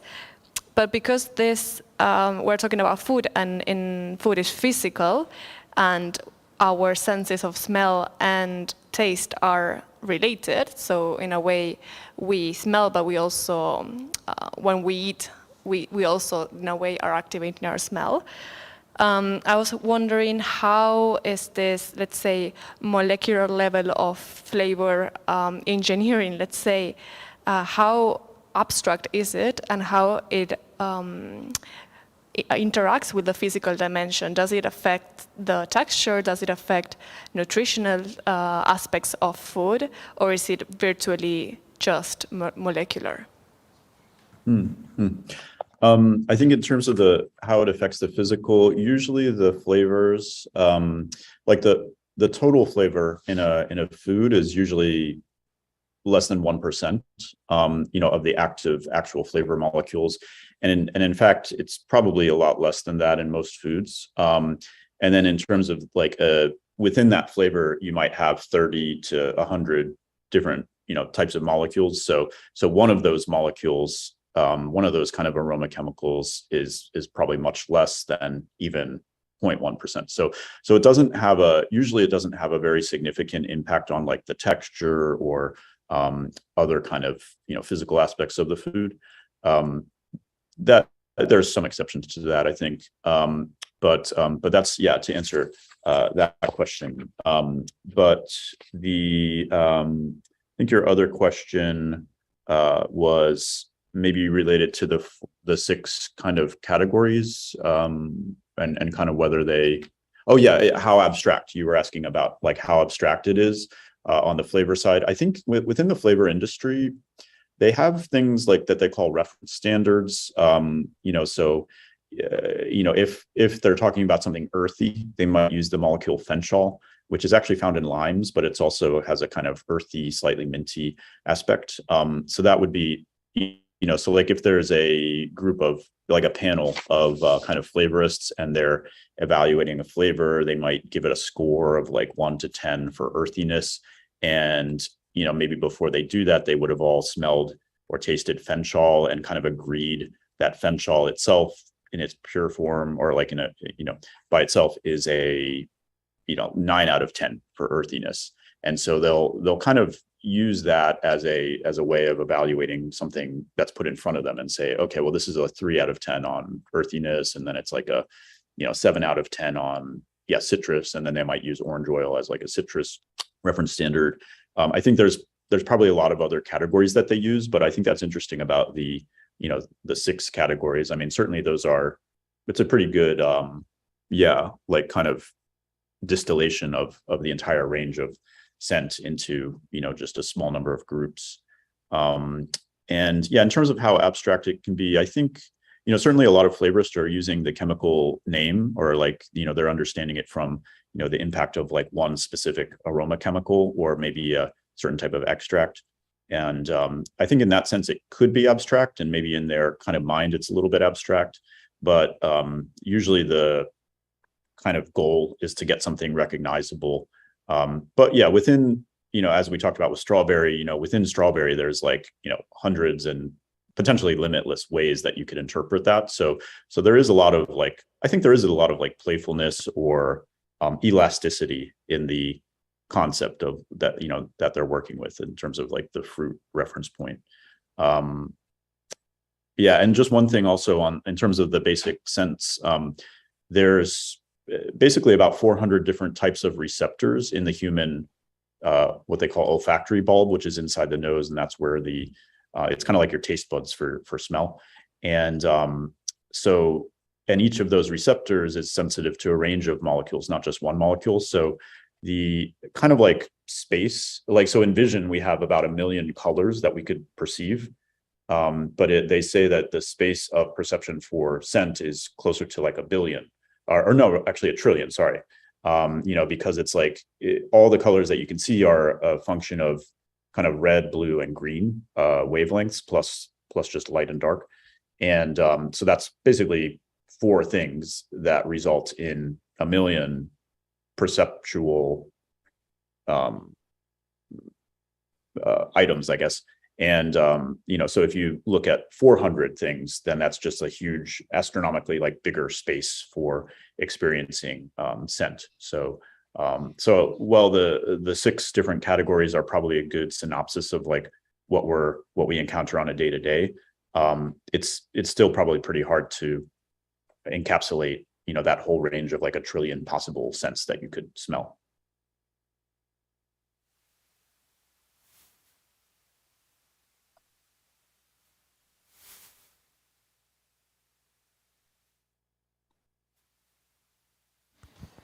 Hi. I had 2 main thoughts going around, about, well, I will cut the cake so I can eat it. First of all, I was thinking, tell me if I'm wrong, but I understand that our body is programmed by nature and learned how to choose between what to eat and what not to eat by smelling and by tasting, but also by learning that taste is toxic and that taste is good. And also our machine, which is the body, kind of learn what do you need to eat in order for which nutrients do you need in your body. I mean, that works that way. When you need, I'm not talking about sugar, because sugar, well, it's a little bit messy there, but I don't know, I need vitamin C, for example. I don't know that, I'm consciously, but your body is programmed to look for oranges, for example, or anything that has vitamin C, so it's programmed. So I love this project that you have and the potential that it has, but personally I would put myself in kind of a devil's advocate here, because I'm go all the other way to eating flavored things, because I want to stay as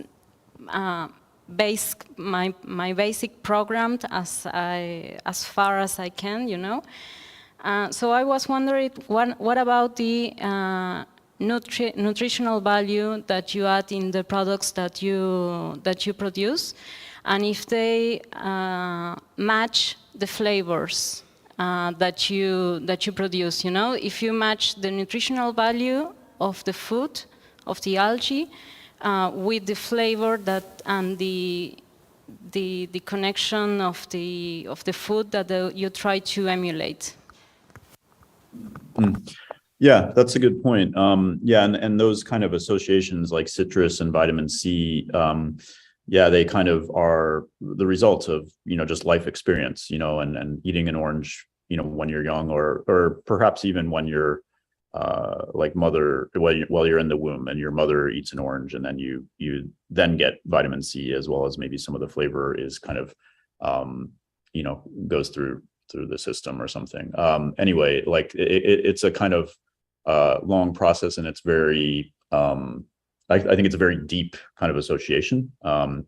They call it post-ingestive feedback. So like when you eat an orange, like you get the kind of tartness from the citric acid, you get all the aroma and the kind of flavor molecules, and then you get the sweetness, and then you also, later as you're digesting it, your body gets a lot of vitamin C, and somewhere in your brain, there's like a little snapshot is taken, of the flavor profile, as well as like this thing that happened later when your body got the vitamin C it needed. And so on a deep level, there's an association that's formed.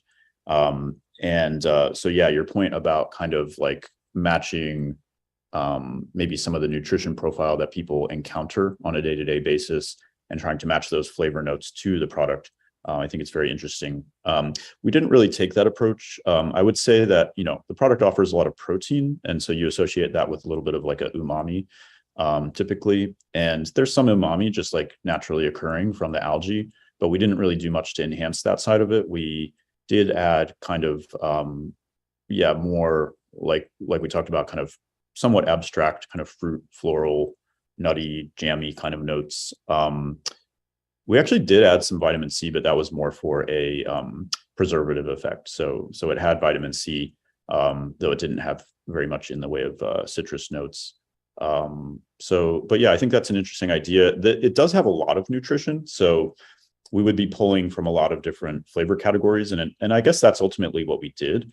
It has iron, it has omega-3, which are often found in fish, but it does have a lot of like vitamin B and calcium. So yeah, like maybe that would be like dairy for calcium.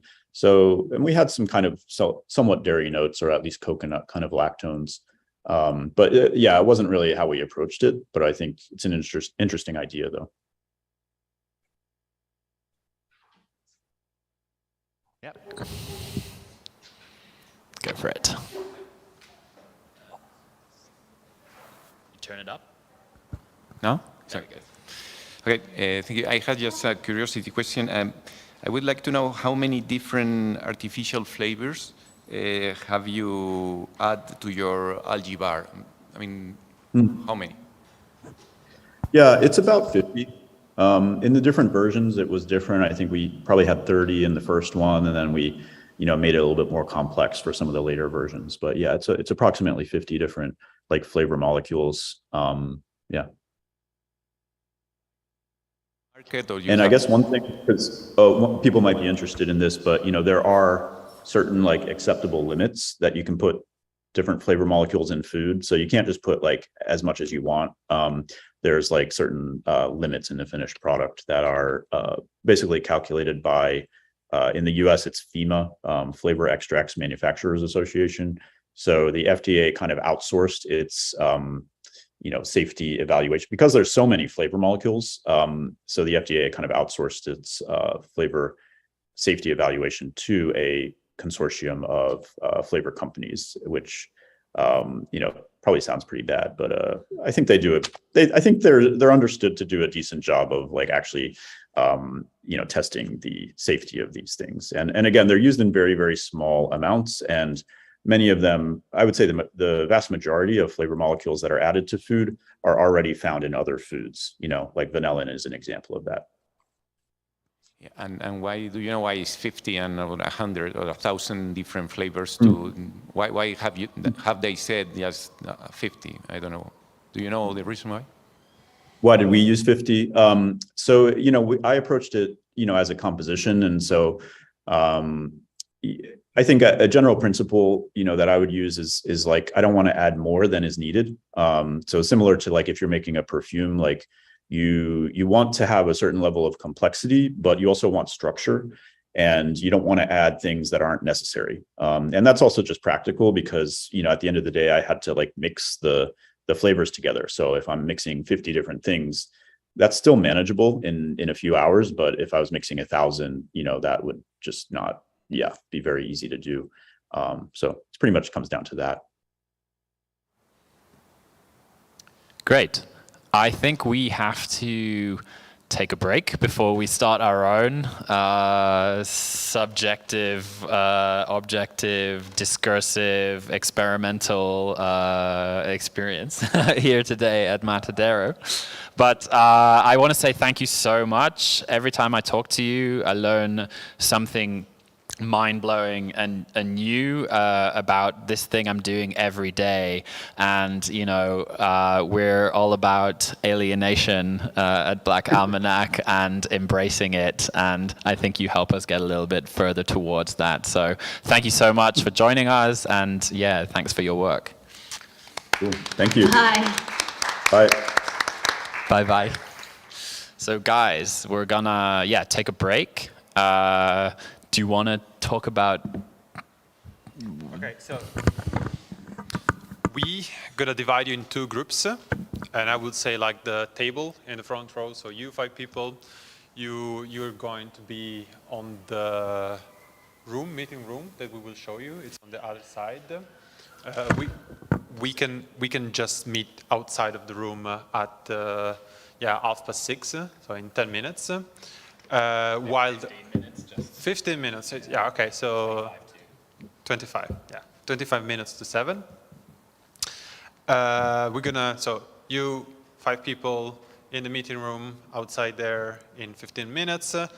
The other 5 people, we're gonna see you up there. There is a table.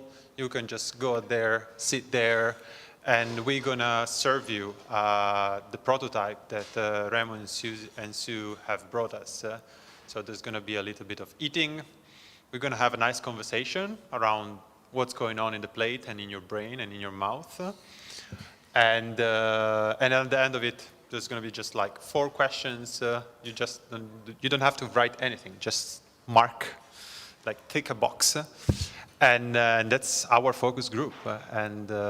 So see you in 15 minutes.